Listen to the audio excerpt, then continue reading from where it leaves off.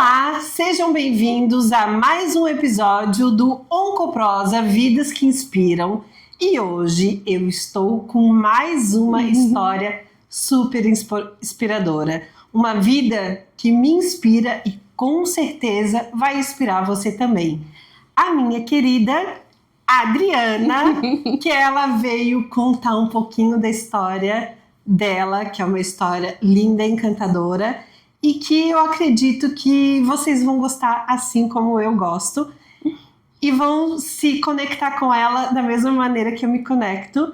Então, ficam conosco até o final e assista comigo a história da Adriana. Seja bem-vinda, Adriana. Muito obrigada pelo convite. É um prazer imenso estar aqui com você. Você não imagina o prazer, a alegria que eu fiquei com o teu convite. Muito obrigada.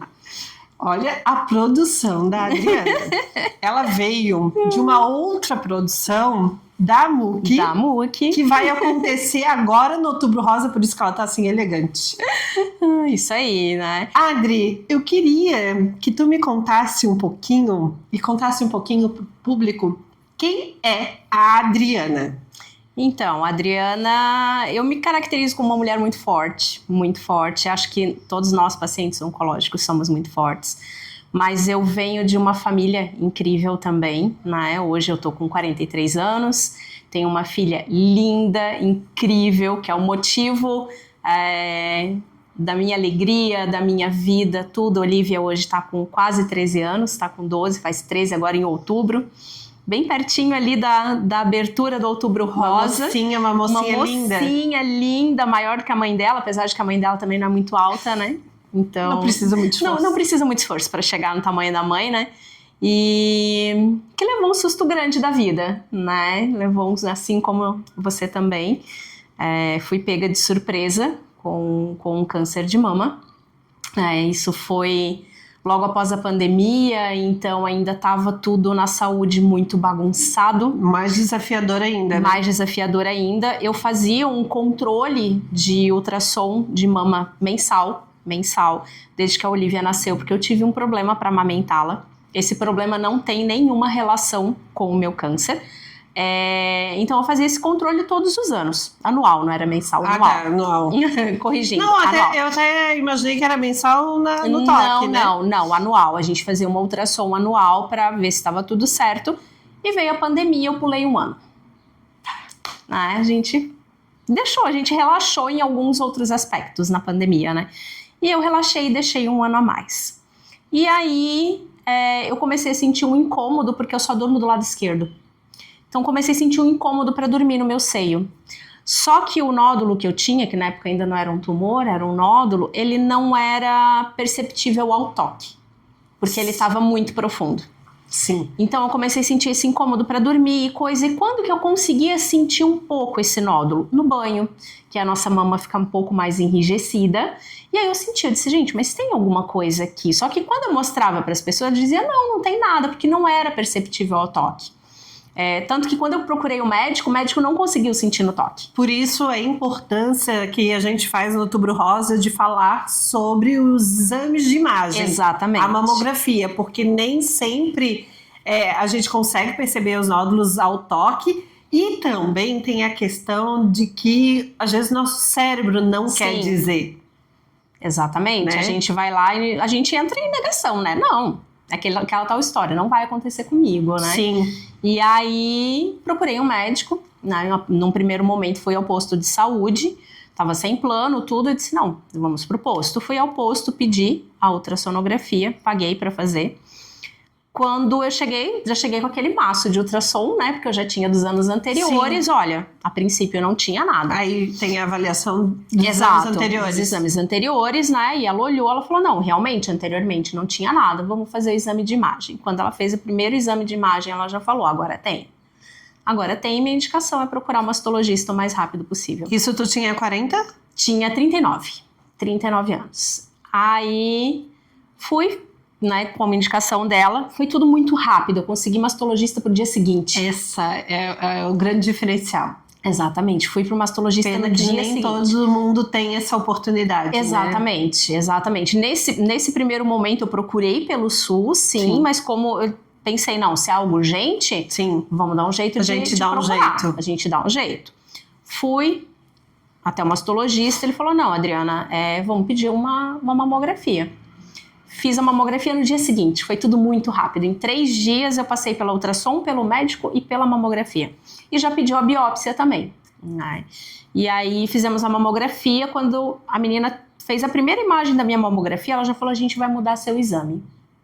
Eu pensei, mas por quê? Né? Ela disse, não, porque a gente vai fazer um mapeamento de nódulo. A gente não vai fazer só a mamografia normal. Eu disse, tudo bem, sem problema. Ela fez diversas imagens e aí no final perguntei para ela. Eu disse, e aí? É para eu ficar mais preocupada ou menos preocupada? Porque eu sempre fui uma pessoa, Grazi, muito pé no chão. Era até o que meu mastologista falava na época. Ele dizia para mim, eu nunca tive uma paciente que vê as coisas da forma como você tá vendo. Mas eu acho que isso é o nosso diferencial em relação a lidar com a situação. Exatamente, porque eu sentava com ele e conversava. Eu não tive um momento de desespero, eu não tive um movimento de choro. Eu disse, não, quero saber o que eu tenho. E aí a gente pensa. A gente até pode se desesperar em Sim. determinadas situações, a gente pode ter o nosso momento de choro, mas eu acho que a primeira coisa que a gente tem que fazer é a resolução. Exatamente, você tem que saber com o que você está lidando. Aí perguntei para a menina dela, falou, olha, eu só faço as imagens, eu não posso te dizer o que tem aqui, coisa. Aí eu falei para ela, eu vou surtar se eu não sair daqui sabendo o que eu tenho. E aí ela falou, ela disse, então tá, então vem cá que eu vou te mostrar uns detalhes. E ela foi me explicando tudo que tinha no meu exame. Aí ela falou, olha, quando a gente encontra esse tipo de nódulo, a gente classifica com os Behards, que vai de 1 até 5. O seu é um 5. Então você tem câncer, você está com câncer. Ela disse, o que vai determinar os próximos passos é a biópsia para saber o tipo de tumor que você tem, qual vai ser a tua linha de tratamento e tudo mais. Mas ele é um nódulo maligno, né? Eu queria até completar com uma situação como a minha. Quando eu fui fazer a biópsia, eles também velavam tudo. E também isso é desesperador. Sim. Porque, assim, tu sair dali do consultório sem saber... Porque, geralmente, quando não é, eles te dizem. Exatamente. Fica tranquila que não é nada. Então, se eles não te dizem, é porque é alguma coisa. E daí tu fica com essa resposta de não saber o que é, eu acho que pra mim é pior. Se eles pensam que na biópsia, sim, na biópsia mesmo, eu fiz a biópsia e coisa, e daí quando eu tava saindo, ela disse assim, você pega o resultado daqui 15 dias. Eu disse, oi? Hã? Como assim daqui 15 dias? Eu cheguei no balcão e falei assim... Vai crescer um bicho em mim? Eu disse, quanto a mais eu tenho que pagar para eu ter esse resultado? Ela falou, não, Adriana, a gente vai te explicar como isso vai acontecer. Então o exame chega lá, ele passa por uma primeira avaliação. Se der alguma coisa, ele passa na frente. Isso. Se não der, daqui 15 dias você pega seu resultado. Eu fiz o exame na quinta. E ele tem um tempo para maturar, tem um tempo, né? Exatamente. Eu fiz a biópsia na quinta-feira. O prazo eram 15 dias úteis. Na segunda-feira, 4 dias depois, eles já me ligaram, o teu exame tá pronto. Porque daí ele tava totalmente confirmado que era. Sim, exatamente. Não tava na suspeita. Sim, eu estava na mesa almoçando quando a menina me ligou, Adri, olha só, teu exame ficou pronto. Eu disse, tá bom, você pode mandar para outra unidade? Ela, não, vem buscar. Eu disse, coisa boa, não é? A gente já sabe do prazo e tudo mais, né? Saí de casa, meu pai me levou, meu pai foi o meu ponto forte em todo o meu tratamento, meu pai... Era quem estava comigo no dia da ultrassom, que eu não acordei bem aquele dia. Eu falei, pai, vamos comigo pro centro fazer... A gente mora em Palhoça, né? Vamos pro centro comigo fazer um exame, você fica lá dando uma voltinha e coisa, mas vamos comigo?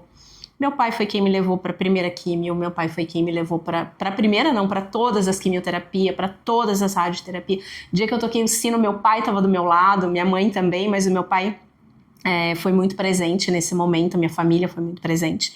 E aí meu pai me levou para pegar o resultado e eu lembro muito assim da reação dele, porque eu peguei o envelope, eu entrei no carro e eu fui abrir, ele falou para mim, pelo amor de Deus, não abre. Aí eu falei, pai, eu prefiro abrir agora, saber o que eu tenho, e ter o tempo pra gente chegar até em casa pra me acalmar, Porque eu não quero que a Olivia me veja nervosa. Eu ainda não tinha conversado com ela e tudo mais. Cada um tem sabe o seu jeito, Sim, né? Aí abri, peguei o resultado, ok, fui pro celular e já comecei a pesquisar, né? Que a gente é assim, a gente é péssima, né?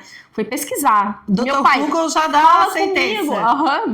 O Google, né? Sim, Doutor Google já dá a sentença. Meu pai fala comigo, eu disse, calma, deixa eu descobrir o que eu tenho primeiro.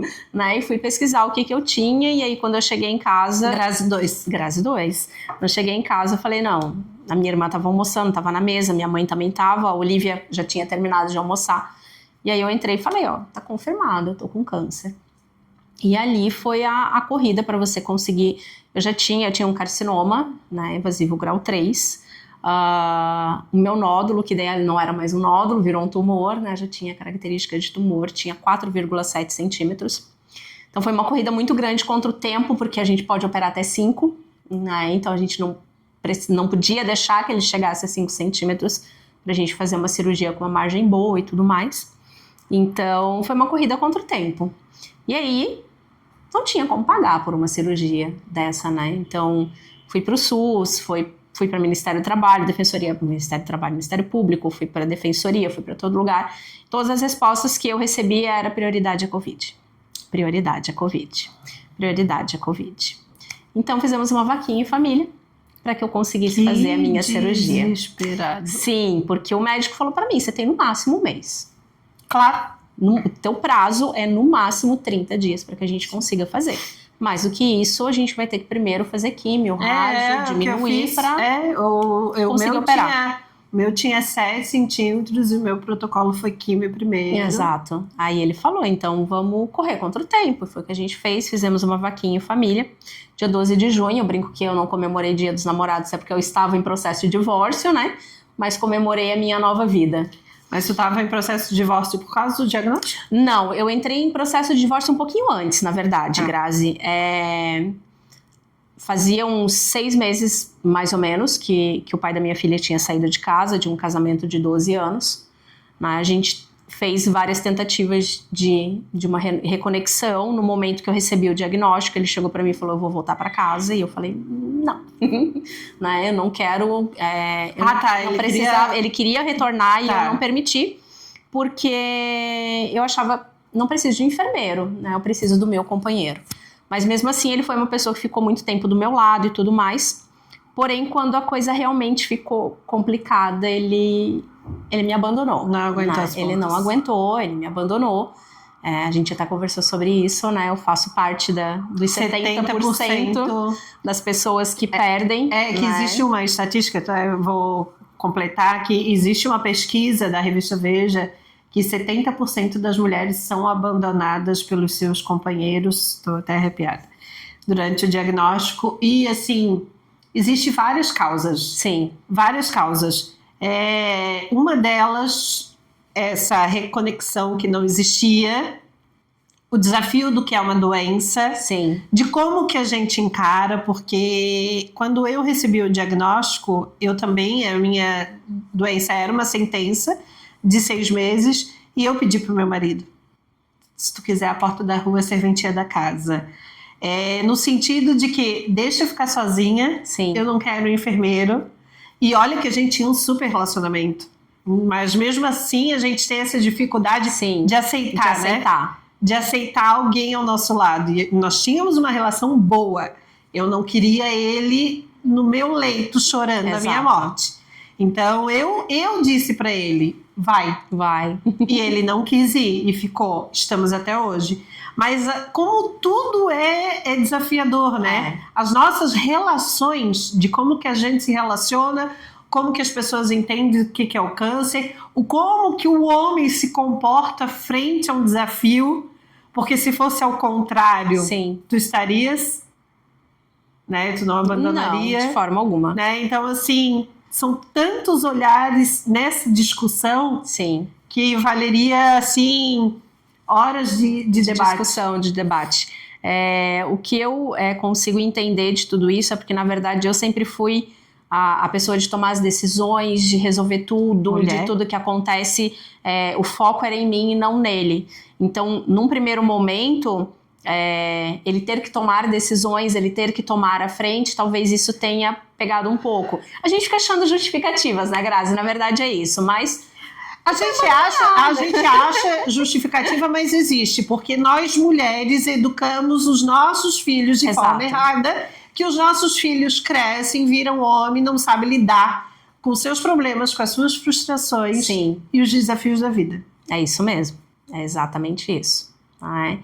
E aí entrei nessa luta, nessa batalha e surgiu a MUC, né? O meu primeiro contato com a MUC também veio através da Renata, né? Sim. Que é uma das voluntárias da MUC.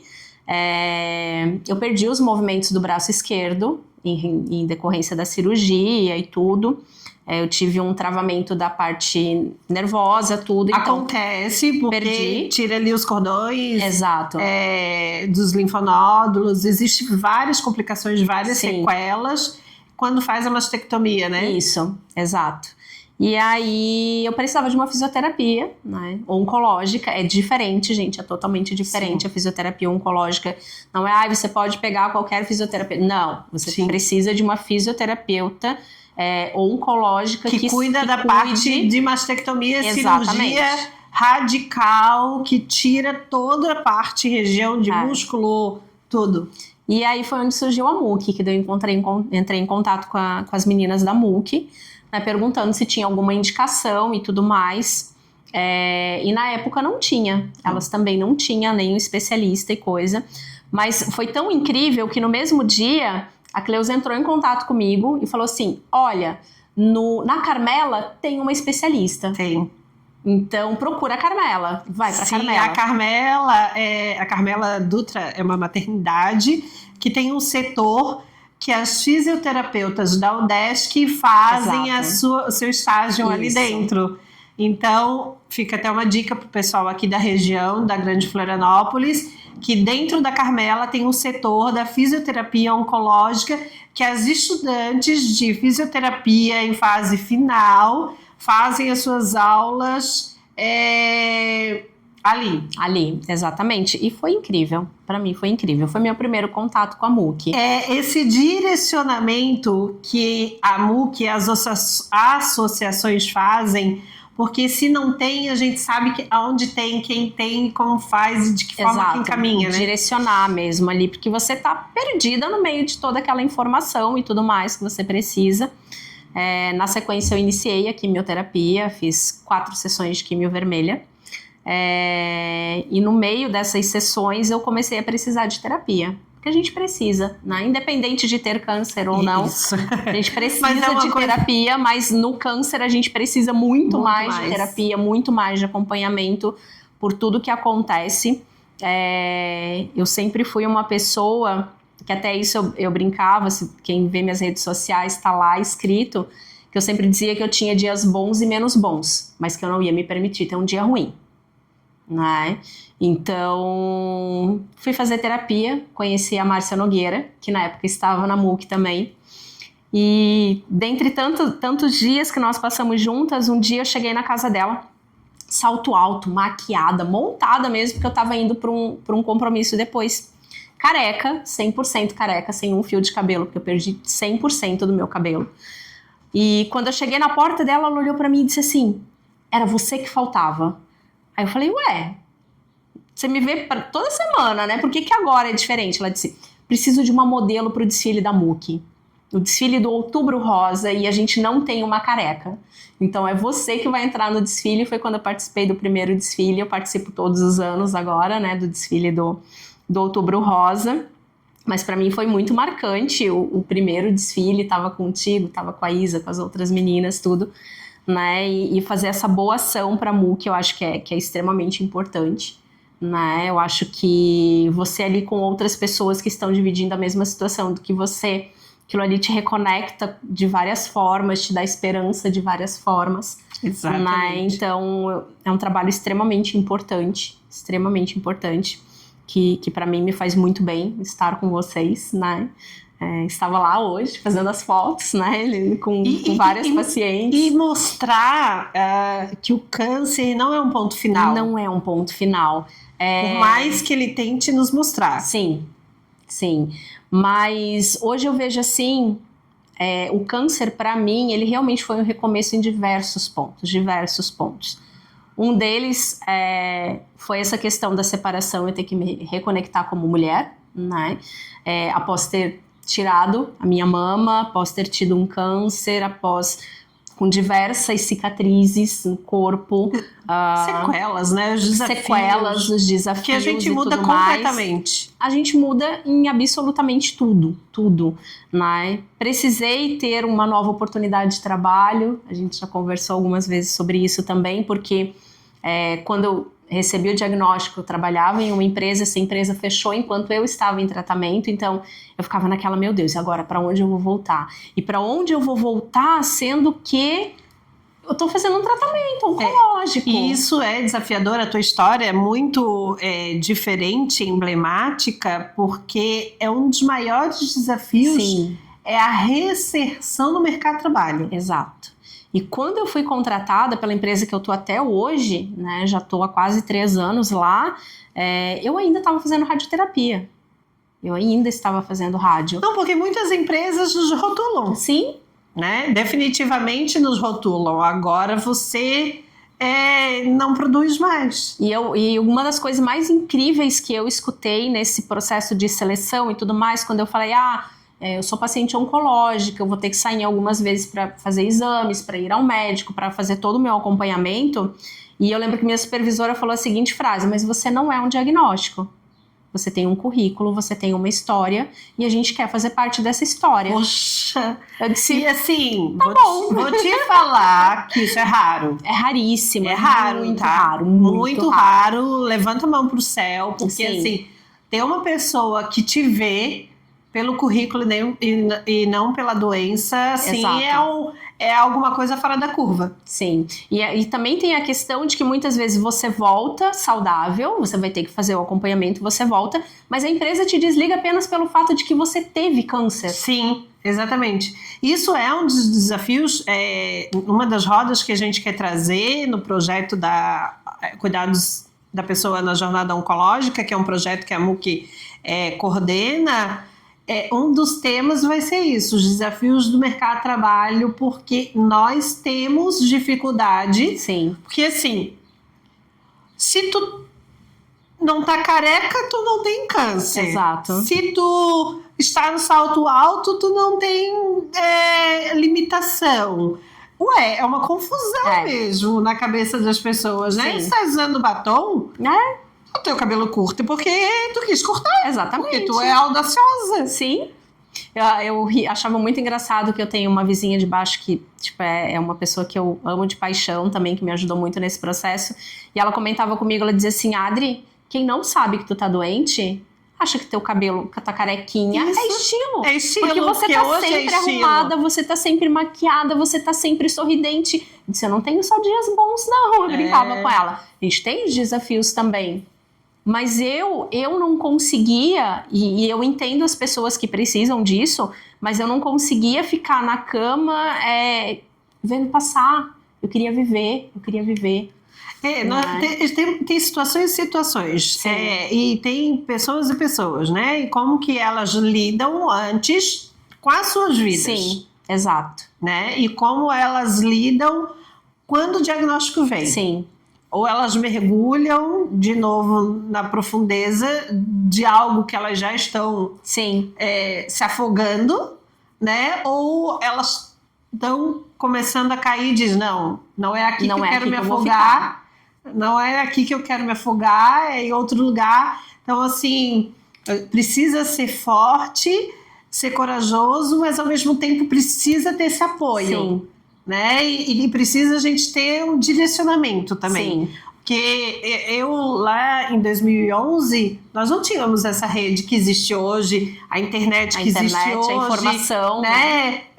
Pessoas como tu, do jeito que tu estás, dizendo assim, eu tive o diagnóstico de câncer. Então, não tinha isso. Era quase uma sentença de morte. Não, e era crime falar. Sim. Né? Eu tive aquela doença, não fala? Uhum. Então, assim, hoje a gente se posicionar, a gente falar, a gente compartilhar essas histórias faz com que as pessoas tentem virar a chave, né? Tenta dizer, gente, é ruim, é desafiador, mas é possível, não é limite, né? Não é um ponto final, por mais que eu pense que é um ponto final, né? Então, assim, quando tem essas histórias, nos fortalece. Sim. Eu penso assim. E também é uma coisa que eu acho extremamente importante falar, que o meu tratamento em particular foi 100% SUS. 100% SUS. Né? Tirando a cirurgia, que realmente por ser algo que era uma emergência e tudo mais, mas a fisioterapia, as químios, as rádios, o acompanhamento, os exames, tudo, absolutamente tudo é SUS.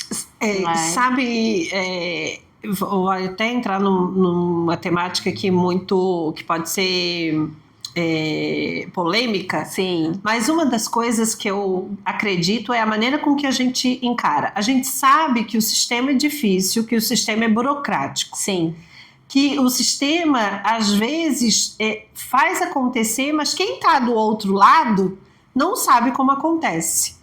Né? Então, assim, tu vai num posto, recebe uma negativa, e o que tu vai fazer com essa negativa? Vou para casa com essa negativa? Não. Ou eu vou atrás de uma resposta, uma segunda opinião? Exato. Eu tenho esse ponto de vista. Sim. Mesmo fazendo plano de saúde, ou mesmo tendo outras colocações que eu fui buscar questões que eu tinha direito, eu não aceito aquela resposta.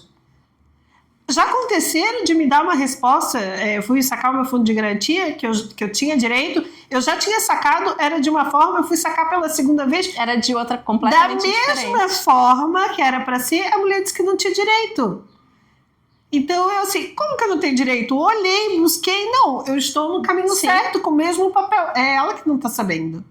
Então, o que eu fiz? Troquei de agência. Exato. Fui em outra agência. E deu certo. E deu certo. Então, às vezes, é a forma com que tu encara também a situação. Porque tu poderias, que já aconteceu isso com outras pessoas com plano de saúde, pega a requisição e larga em cima da mesa. Sim. Entendeu? Ó, estás com uma requisição de uma biópsia que tu vai fazer. Amanhã eu faço. Depois eu vejo. Semana que vem eu ligo. Depois eu resolvo. Entendeu? Então, assim, isso tudo dificulta. Porque o sistema já é burocrático, já é lento. Se eu nego, e o que eu faço com isso, piora mais ainda. Exatamente. Então, assim, tu foi assistida no SUS. Mas por que foi assistida no SUS? Que eu fui atrás. Porque tu fez os teus caminhos. Exato. Né? Que tu poderias, como teu pai disse, não abre agora. Uhum. Como a minha mãe, quando eu recebi o diagnóstico, eu queria descer para minha prima, ler para mim, ela assim, não, vamos para casa primeiro, a gente toma um cafezinho. Vamos tomar um café. Fica calma. Eu assim, não, mãe, como que eu vou ficar calma? Não tem como ficar calma. Deixa eu resolver isso da minha maneira, aí sim, depois eu vejo o que eu faço com isso. Então, se fosse a minha mãe, ela ia colocar o exame na gaveta, né, e ia esquecer. Sim. Né? E quando fosse lembrar, já ia estar grande demais. Exatamente. Um mês faria toda a diferença. Um mês faria toda a diferença. Né? O meu, eu digo também que acho que os 2 meses, agora eu tô falando em um mês, os 2 meses, eu sempre digo, os 2 meses faria diferença, mas eu acredito que um mês também não seria outro cenário. Sim, exatamente. E aí é que a gente fala do controle, né? De você tá realmente procurando, fazendo os exames, como você falou, de imagem, fazendo os acompanhamentos, né? Nós, mulheres, acho que temos um pouco essa questão de, deixa eu esperar mais um pouquinho, mês que vem eu faço, né? E aí, quando a gente descobre, acaba tendo um susto bem grande. Então, a gente precisa realmente desse cuidado. Tarde demais, Exato. Pode ser uma sequela maior ainda. Sim. Né? Pode ser um desafio pior ainda. Então, assim, até um dos propósitos da AMUC, dessas campanhas do Outubro Rosa, é fazer com que a gente tenha coragem. Porque, assim, ninguém quer buscar um diagnóstico. Ninguém quer. Imagina tu parar o teu dia de trabalho para lá fazer um exame e buscar uma sentença. Quem vai querer? Quem vai querer? Em sã consciência, quem vai querer? Ninguém. Mas é preciso, infelizmente isso é preciso, e isso pode evitar outras complicações. Sim. E a tua filha? Então, a Olivia, a gente segurou um pouco, na verdade, para que passasse a informação para ela. Eu segurei bastante tempo, na verdade, eu só fui conversar com ela porque dentre várias conversas nós tínhamos decidido sair de Florianópolis para ir para outro lugar, tentar a cirurgia pelo SUS. Nós tínhamos uma possibilidade em outro local. E aí a madrinha dela, que é psicóloga, veio e comentou comigo. Ela disse: mas você já conversou com a Olivia? Falei: não. Dela: tá, você não vai conversar com a tua filha? Aí eu disse: tá. Ela tava com quantos anos? A Olivia tava com 9. Já era? Sim, ela já tinha um certo entendimento e tudo. Aí ela falou: você precisa conversar com a tua filha, porque se você for pra lá e acontecer alguma coisa, ela, claro que a gente não espera que aconteça, mas e se acontecer? Você tem que conversar com a Olivia. E aí eu sentei com a Olivia e conversei com ela um dia, domingo, nós duas sentamos no sofá. Eu falei: a mamãe precisa conversar com você. E ela olhou pra mim e falou assim: eu sei que você tá doente. Aí eu disse: tá. Eu escutei você conversando com a minha avó, você tá com câncer, né? Eu disse: sim. Ela: o que vai acontecer agora? Eu disse: agora a mamãe vai fazer a cirurgia. Olha o quanto isso é impactante. Tu Sim. querendo poupar. Aham, e ela já sabia. E ela já sabia e ela já tinha criado as fantasias dela. Sim, exatamente. As ideias, os entendimentos. Sim. Já provavelmente conversou com alguém ou pesquisou em alguma coisa. E... sim. E aí eu falei pra ela: não, a mamãe vai ter que fazer a cirurgia, depois vai ter que fazer o tratamento. Quando a mãe começar a fazer o tratamento, o cabelo vai cair.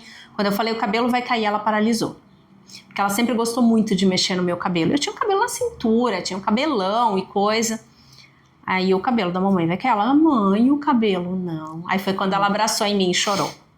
Foi o primeiro momento que ela chorou e que nós choramos juntas. O câncer, na verdade, ela não tinha entendido o que é câncer. Exato, ela sabia que eu tava doente, né? E vamos lá. E aí, o dia que o meu cabelo, aquela história, você vai, faz a tua primeira quimioterapia, as meninas do CEPOM te dão toda a orientação: olha, daqui 15 dias teu cabelo começa a cair. E você tem aquela cena de novela, né? Que você vai passar a escova, vai cair um tufinho do teu cabelo, né? E aí, Dia dos Pais, no almoço de Dia dos Pais, levantei de manhã, cabelão ainda, fiz um coque, coisa, fui maquiar. Quando eu soltei o coque, meu cabelo caiu no chão, mas tipo, muito cabelo, não foi a ceninha de novela, foi muito cabelo. Foi o primeiro momento que eu fiquei chocada. Eu fiquei, assim, extremamente chocada, que eu olhei pro chão, assim, e disse: gente, isso é real. Isso é real. Tá acontecendo. Tá acontecendo. E eu tava sozinha em casa, porque como era Dia dos Pais, ela tava com o pai dela. E aí eu liguei pra minha irmã mais velha e falei: eu preciso tirar meu cabelo agora. Porque se eu ficar passando por isso aqui vai me destruir. Eu disse: eu não quero mais o cabelo. Domingo, Dia dos Pais, depois onde é que você vai achar um lugar pra cortar o cabelo, né? Liguei pro shopping: vocês cortam? Cortamos. Beleza, então, bora cortar o cabelo. E aí a gente foi pro almoço do Dia dos Pais. Saímos do almoço, eu fui direto pro shopping e disse: ó, só preserva porque eu quero doar. Como eu tinha um cabelão e coisa. Fizeram todo na borrachinha primeiro, cortaram ele direitinho e coisa, aquele monte de cabelo. Porque tu tem cara de ser cabeluda. Muito cabelo. Tu tem cara de ser cabeluda. Né? E cortei o meu cabelo e coisa. E aí eu liguei pra ela. Ela tava no shopping, eu liguei pra ela. Eu falei: oi, filha, tudo bem? Dela: oi, mãe, tudo? Então, tenho que te contar, a mamãe tirou o cabelo. Ela disse: eu não acredito. Se você quer ver, dela: quero. Aí eu peguei no shopping, fiz uma chamada de vídeo pra ela. Eu não chorei. Eu não chorei pra cortar o cabelo. Fiz uma chamada de vídeo com ela. E aí quando abriu a tela, que eu tava toda carequinha e coisa, ela olhou, ela bem assim: mãe, eu não consigo falar com você agora. Ai. Disse: tudo bem, não tem problema. Desliguei o telefone. 9 anos, né? 9 anos. Aí ela pegou e me mandou uma mensagem no WhatsApp: mãe, você pode passar aqui na casa do meu pai? Disse: passo, não tem problema. Saí do shopping, passei. Aí ela pegou, saiu da casa dele, daí eu desci do carro, ela olhou de longe, coisa, dela veio, me abraçou e passou a mão. Aí ela veio assim: ah, mãe, ficou legal, ficou igual o pelinho do Shake, o Shake é nosso cachorro. Falei: valeu, filha. Né? Gostei. Comparativo maravilhoso, ficou igual o cachorro, mas tá tudo certo, né?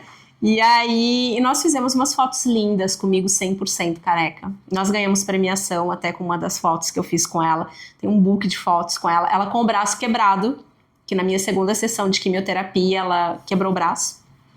E aí, quando eu fiz as fotos totalmente careca, ela tava com o gesso no braço, então nós temos umas fotos, eu tenho umas 20 fotos com ela, assim, lindíssima, completamente careca, e ela com o bracinho quebrado, assim. Que lindo, né? Como a gente Sim. ressignifica isso. É. O Vitor tinha 4 anos. Então, 4 anos ele tinha outro entendimento sobre Sim. ficar careca. Ele não conseguia me ver careca. Aí eu usava lenço, né? Porque em 2011 não era normal. Normal, não era comum. Não, né? era mais impactante. Sim. Então, quando eu tirava o lenço, porque era calor, o primeiro tratamento foi no auge, foi em novembro. Novembro e dezembro, assim, era muito quente. Então, o lenço, peruca pra mim não dava. Sim. E lenço pra mim era uma coisa, assim, desesperadora. Surreal. Eu tentava tirar, ele dizia, mamãe, coloca o lenço, mamãe. Então, isso impactava Sim. ele, né? E eu ficava impactada com o outro. Eu ficava impactada com o outro. Qual era a reação do outro? Sim. Eu na verdade, só pra não dizer assim, eu não usei lenço, eu usava dentro do Cepom, porque é muito frio lá dentro, Sim, né? sim. Extremamente gelado dentro do Cepom. Então, quando eu ia fazer químio, eu sempre tava de lencinho, mas eu colocava o lenço quando eu tava entrando pra sala de quimioterapia, eu saía na porta, a primeira coisa que eu fazia era arrancar o lenço. Porque parece que tá Parece que aquilo ali tá te sufocando, né? E aí as pessoas até dizem, mas não te incomoda. Por que eu tenho que me incomodar? Por quê? Né? Eu sempre fui muito questionadora com as coisas. Por que eu preciso me preocupar com isso? Sim. Né? Eu não quero me preocupar com isso. Eu quero meu conforto. Eu quero meu conforto. Se não tá bom pra ti, tchau pra ti, meu amor. Eu tô bem. Usar óculos escuros, querida. Sim. E aí foi bem nesse auge desse processo de estar careca, de estar me reconstruindo como pessoa, com muito terapia e coisa, que eu precisava me reconstruir de outra forma, né, Grazi? A gente precisa se reencontrar com outras pessoas, né? Fazer uma nova conexão. Porque, assim, o câncer não acabou com a tua vida. Não acabou com a minha vida. Só Ele não foi o ponto final. Sim, exatamente. E aí eu conversei muito com a Márcia, eu falei, Márcia, eu quero conhecer pessoas. Eu sempre fui uma pessoa que namorei muito, né? Meus relacionamentos sempre foram relacionamentos extremamente longos. Eu nunca fui uma pessoa de, fica com um ali, fica com outro aqui, coisa. Não, eu era uma pessoa de namorar. Eu queria relacionamento, eu queria compromisso. Né? Então, os meus namoros mais curtos duraram 3 anos. Né? Meu casamento durou 12 anos. E mesmo assim, antes da gente casar, a gente ficou junto por mais de 2 também. Então, a gente passou muito tempo junto. E eu queria reencontrar o amor. A gente tem necessidade. Mulher, a gente, né? Não só pra gente ser mulher, acho que todo mundo companhia. Companhia. Acho que não é nem só a companhia, eu acho que tem a questão do companheirismo, tem a questão, mas de você ter aquela pessoa com quem contar, né? Isso. De você ter alguém com quem conversar sobre o que aconteceu no teu dia, sobre o que está acontecendo na tua vida num contexto geral e coisa. E aí eu coloquei uma barreira ali. Né? Eu disse, e agora? Sim, como que eu vou? Né? Careca, eu não tinha cílios, eu não tinha sobrancelha, eu tava cheia de cicatriz e coisa. E a Márcia falou, mas você já tentou? Eu falei, não, eu não tentei. Dela, então você vai tentar. O que a gente faz, né? Vai pros app de aplicativo de namoro, né? Vamos lá. Vai pros Grazi, negócios. eu fiquei tão surpresa, porque eu conheci pessoas incríveis. Eu lembro do meu primeiro encontro, primeiro assim, que aquele negócio, imagina, casada há 12 anos, né? Tudo mudou. Como que você vai fazer agora, né? Eu lembro que a primeira coisa que eu fiz foi compartilhar minha localização com a minha irmã. Falei, estou indo para um lugar público, encontrar uma pessoa que eu nunca vi na vida e coisa. 1º de janeiro, virada de ano. E eu achei muito bacana que a pessoa me convidou para dar uma caminhada. E se vamos sair para caminhar? Eu disse, vamos. Que legal. Vamos sair para caminhar. E aí, me arrumei bonitinha e coisa, né? Coloquei um tênisinho no pé. Quando eu cheguei no local, ele já estava no local. E quando eu desci do carro, eu lembro muito do olhar. Do olhar, assim, de cima e embaixo. E ele chegou perto de mim e disse assim, nossa, como você tá bonita. E aí ele veio, me abraçou e disse assim, além de bonita, ela é cheirosa. Ai... E aí eu pensei assim, gente, é muita informação, calma. Primeiro porque do meu relacionamento anterior, que eu fui casada tanto tempo, eu não lembro quando tinha sido a última vez que eu tinha escutado esse você está bonita. Poxa. E aí, de repente, naquele primeiro impacto, primeiro encontro, nós somos amigos até hoje. Até hoje nós somos amigos, a gente conversa sobre diversas coisas. Não virou um relacionamento, mas viramos grandes amigos, grandes amigos. E aí eu pensei, tá, mas por que eu preciso me limitar mesmo?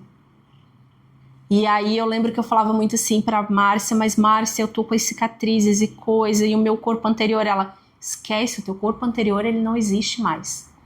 A pessoa que vai te conhecer agora, ela não te conheceu antes. Ela tá conhecendo a Adri agora. Se permita. Foi onde realmente eu me permiti. Né? Eu me permiti conhecer pessoas, eu me permiti namorar. Eu lembro do meu primeiro dia das mães, que eu já tinha conhecido uma outra pessoa. E quando chegou no dia das mães, a gente estava num relacionamento legal, mas sem rotular esse relacionamento e tudo. Ele chegou e disse assim pra mim, eu vou te levar pra viajar. Eu falei, pra viajar? Como assim? É dia das mães, eu quero ficar com a minha filha.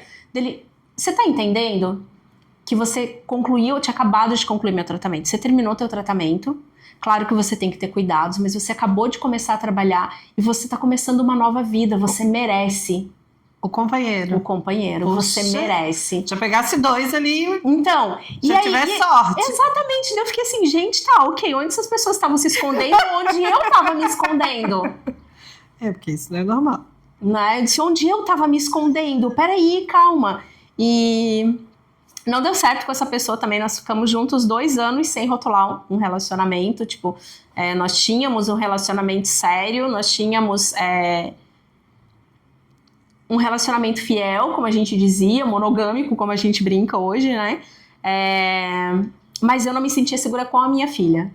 De chegar pra minha filha e dizer, olha, a mamãe está com outra pessoa. Apesar do pai dela já estar casado com outra pessoa, já ter uma nova família e tudo mais, eu não me sentia confortável de chegar pra ela e dizer, olha... Porque daí, agora são 2 cenários, né? 2 cenários. 3. A Adri. Exato. Outra Adri... E a mãe. A Adri, mãe Exato. da Sofia. Sofia, né? Olivia. E é engraçado que aí você começa a se privar de algumas coisas também. Porque mesmo que tu não tivesse em tratamento, tu ia pensar na Adri pós-casamento e na Adri, mãe da Olivia. Da Olivia, exato. Aí só tem uma terceira colocação aí, que é a Ali depois do diagnóstico. Exato, né? E eu acho extremamente importante isso. Eu acho que a gente não tem pessoas como eu que perderam seus relacionamentos ou que não estavam em um relacionamento e começaram um tratamento, se permitir, né? Porque é tão importante a gente se sentir amada, a gente se sentir desejada também, né? Meu Deus, eu tô cheia de cicatriz, mas o outro olhar pra você e dizer, uau! Porque... Tu não é só a cicatriz. Exato. Mas aí a gente começa a criar os monstrinhos, né? Sim, exatamente. A gente cria os monstrinhos. Então, assim, a gente tem que se permitir. A gente tem que se permitir ser amada. A gente tem que se permitir... Posso falar? Claro.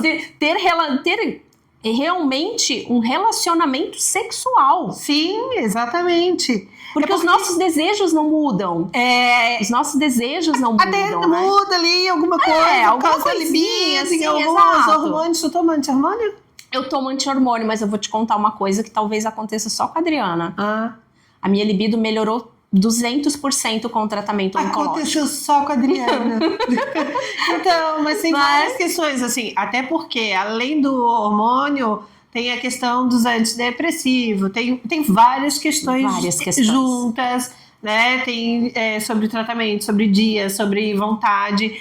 Mas como tu fala, independente se fosse a Adri que teve o câncer, mas tem a Adri que tá um pouquinho acima do peso, já é um problema. Sim. Tem a Adri que tem um negocinho, já é um problema. Tem a gente sempre se coloca um problema. Sim. Né? A gente sempre coloca, mesmo que não tenha diagnóstico, a gente sempre coloca um problema na nossa vida. A gente sempre quer a perfeição de algo. Exatamente. E o diagnóstico, ele mostra pra gente que a vida não é perfeita, né? Vamos lá, Grazi. Leva a rasteira.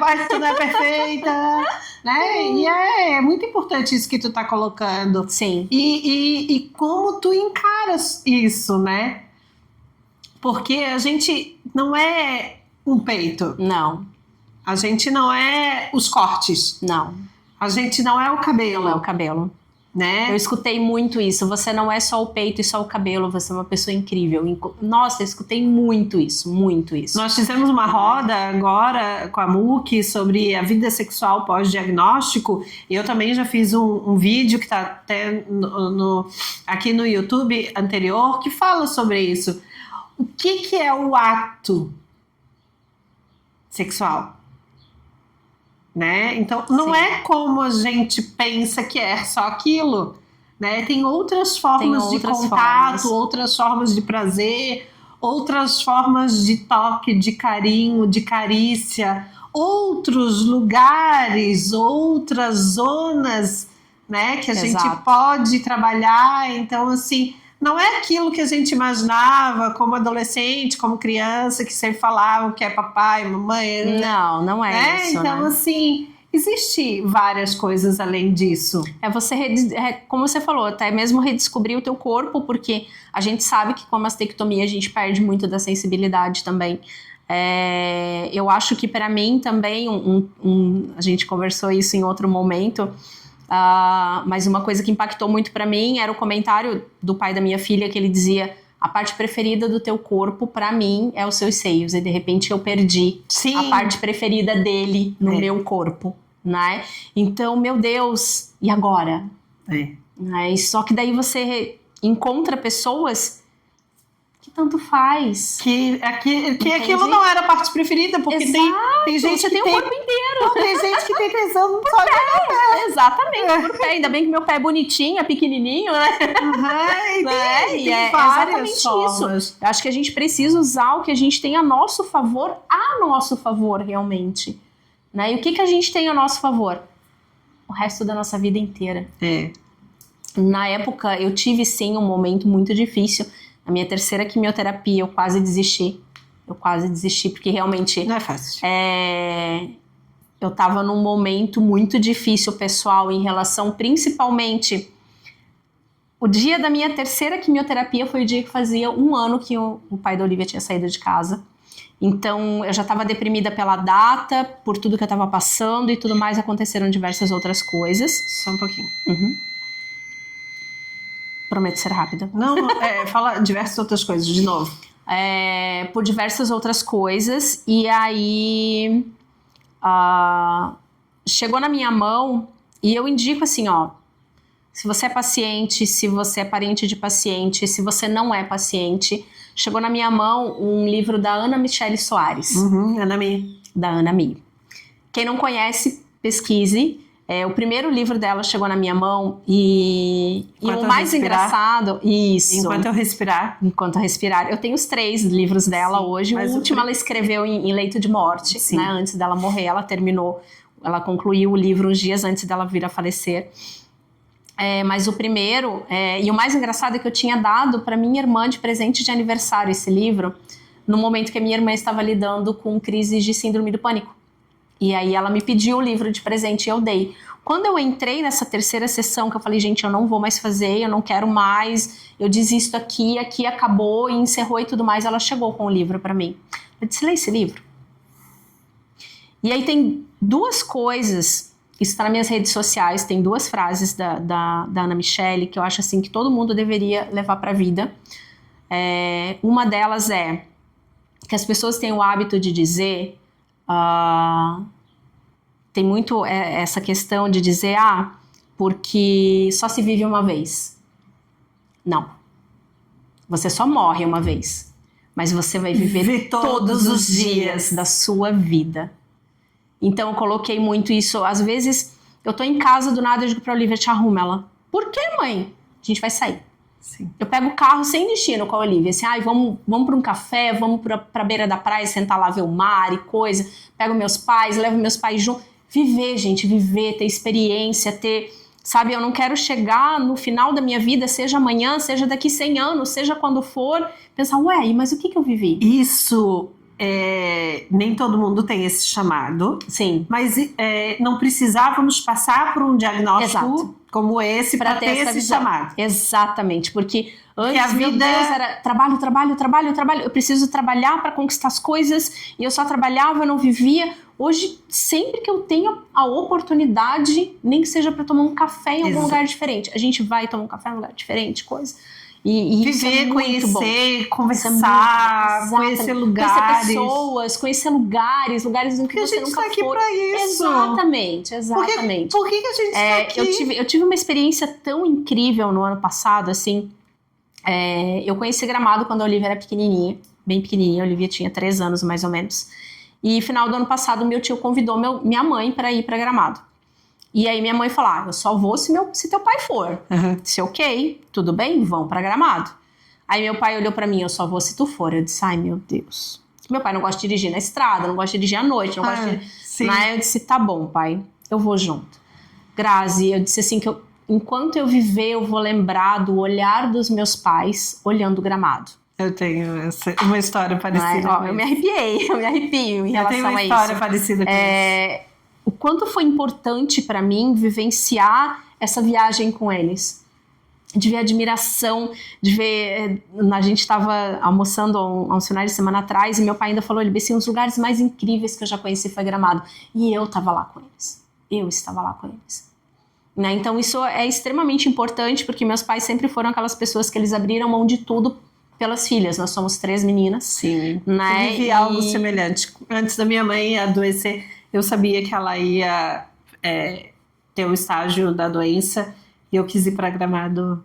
É incrível, né? É uma experiência, assim, incrível. Quem puder, passe por essa experiência, porque é maravilhoso realmente você vivenciar algo tão, tão maravilhoso pelo olhar do outro. Porque eu já tinha o meu olhar, eu já tinha... É porque a gente, quando tá no leito de uma cama para fazer uma cirurgia, que a gente para sim, pensar sobre isso, né? Pra valorizar. Que a gente olha pela janela e tá todo mundo lá trabalhando, tu aqui na cama e tu diz, por que eu não fiz isso antes? Por que a gente não fez isso antes? Né? Aí tu faz aquela promessa, Deus, se eu sair daqui, eu juro que eu faço isso, aquilo. Aí tu tem alta e tu não faz nada. Não faz nada. Mas eu prometi pra mim que eu faria diferente. Exatamente. Que eu faria diferente. E por enquanto eu tô conseguindo fazer diferente. Depois do diagnóstico, depois do tratamento finalizado e tudo mais, eu fui fazer minha primeira tatuagem, né? Eu tenho o nome da Olivia tatuado, um dos motivos, porque exatamente nessa 3ª sessão que eu tinha desistido de tudo, ela veio, me abraçou e ela falou assim pra mim, mãe, você nunca vai estar sozinha. Ela tinha 10 anos. E hoje eu tenho tatuado o nome dela com a frase, né, do Skip Mal Strong, que é, você me faz forte. Então, arrepiei de novo. E tem a outra tatuagem que é o Ohana, que é família, né? Pela minha família que sempre esteve do meu lado. Eu tenho uma família extremamente participativa, apoiadora, né? Acho que isso é o mais importante, de você ter pessoas que te apoiem, que entendam que se você não estiver muito bem, muitas vezes você precisa do silêncio, você precisa se recolher para você se reconstruir. E eles sempre respeitaram muito isso em mim. Quando eu dizia, hoje eu não tô afim. Né? E hoje quando eu digo assim, mãe, olha só, eu vou pro rolê hoje, a senhora fica com a Olivia e eu tô indo porque eu quero me divertir. Fiz isso ontem, né? De manhã eu peguei e mandei, eu disse, mãe, olha só, eu preciso respirar, tá acabando minhas férias, eu quero respirar. Até porque também passasse alguns perrengues com ela. Passei alguns perrengues e tudo mais, eu disse, então, né, eu preciso dar um rolezinho, né? Que bom. Então eu tenho inclusive essa rede de apoio para ficar com a Olivia, que acho que isso é muito importante, né? Se eu tenho formas de reconstruir hoje minha vida, não só como profissional, como pessoa, como mulher principalmente, é porque eu também tenho uma rede de apoio para isso. Eu tenho com quem deixar a Olivia, né? Com segurança, com tranquilidade, sabendo que ela tá lá super bem e eu posso ir para conhecer novas pessoas. Tô aberta. Estou aberta, sigam minhas redes sociais. Eu vou marcar. Adri está aberta a convites, tá? Né? E é isso, acho que a gente tem que estar aberto a novas possibilidades, a novas experiências. A gente já passou um momento difícil. Então por que não deixar mais leve agora? Fantástico. Né? E quando eu puder deixar mais leve, eu vou deixar mais leve. Fica a dica. Fica a dica. Né? Porque acho que o mais importante é a frase: não se vive uma vez, a gente se morre uma vez, mas a gente vai viver todos os dias. Então faça com que essa vida seja incrível. Fantástico, fantástico. não é? Olha só! É isso, gente? Ai, gente, essas histórias são muito, muito, muito inspiradoras, porque quando eu passei por isso, e eu tive dificuldade de encontrar, e quando eu comecei a fazer a minha história, eu assim, cara, não sou eu a única que penso dessa maneira, existem Exato. outras pessoas, e vamos colocar isso tudo, Sim, vamos dar voz a essas mulheres, vamos mostrar que a gente é muito além do de um diagnóstico, de um laudo, que a né, gente como eu não é falo. o ponto final, Não. é desafiador Sim, pra caramba, muito, muito. é dolorido, A gente não pode minimizar toda a a gente trajetória tem que a gente vontade de Sim, desistir, tem. Eu tive né? vontade Não de é, desistir, não não é é fácil. assim, ai, a gente é super guerreira, não. Sabe que uma coisa, fica a dica também, tá? Uma coisa que me incomodava muito quando eu tava doente era quando alguém chegava e dizia assim pra mim: nossa, como você é forte. Gente, a gente não tem opção. É.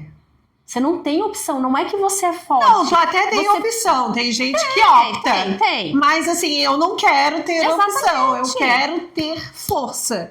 Eu não quero. é que eu sou forte. O que eu queria é como eu falava para as pessoas, gente, eu não sou forte. A opção que eu tenho agora é fazer o tratamento, sair daqui, reconstruir minha vida. Porque eu sabia que eu ia ter que reconstruir toda uma vida. A minha história profissional, a minha história como mulher e a minha história novamente com um companheiro, com uma outra pessoa. Né? Então, para mim, eu sabia que a partir dali seria um recomeço em 100% de absolutamente tudo. Ela está completamente aberta. Ah, totalmente. Muito lindo. Muito lindo. E tem que ser, a gente tem que estar aberta a coisas novas, as novas oportunidades, as novas experiências. E a gente não precisa passar por um diagnóstico pra estar assim, não, né? exatamente. Acho assim que principalmente quem não tem um diagnóstico, daí mesmo que não tem desculpa, né? Exatamente. Você não tem desculpa. Qual a desculpa que você tem pra não viver uma vida incrível? Pra não ser uma pessoa incrível? Ai, não tem carro. Aham. Ai, eu não tenho emprego de sonhos. Não. Legal. Né? Ou como eu brinco de vez em quando eu tiro a fotinho lá, chegando no shopping. Gente, eu trabalho no shopping. Mas quando eu chego no shopping, às vezes 7 horas da manhã pra fazer alguma coisa, bora lá fazer um dia incrível, porque desse mundo, gente, meia boca já tá cheio. Então, bora ser incrível, gente. Bora ser incrível, Bora gente. ser incrível. Gente, essa história ficou incrível. O que vocês acharam? Eu amei conversar com a Adri. E olha, acho que é a terceira vez que a gente conversa assim mais profundo. Sim, Mas é uma história inspiradora. Porreta. Eu amo a minha história. Porreta. Parabéns. Obrigada, muito meu amor. Obrigada Eu que agradeço. por compartilhar com a gente. Muito, imagina, foi um super E por prazer. inspirar tantas pessoas que a partir desse vídeo, acho que muitas pessoas vão se inspirar. Eu espero que sim, gente. Bora ser incrível. Bora ser incrível. Essa frase eu vou guardar. Bora ser incrível. Vamos fazer. Eu tenho a minha hashtag própria minha, né? Que é o Não Me Segure Que Eu Vou Voar. Então todas as minhas fotos vai estar lá. Não me segure. Não me segure que eu vou voar. Não me segure, Não me segure que eu vou voar. Muito obrigada. Meu Deus do céu. Linda tua história, Adri. Eu que agradeço. Fiquei mais emocionada ainda. Me conectei muito mais depois de tudo isso. Que bom. E bora Tô ser super incrível. feliz. Bora ser incrível. E Não não me me segure que eu vou voar. Ah.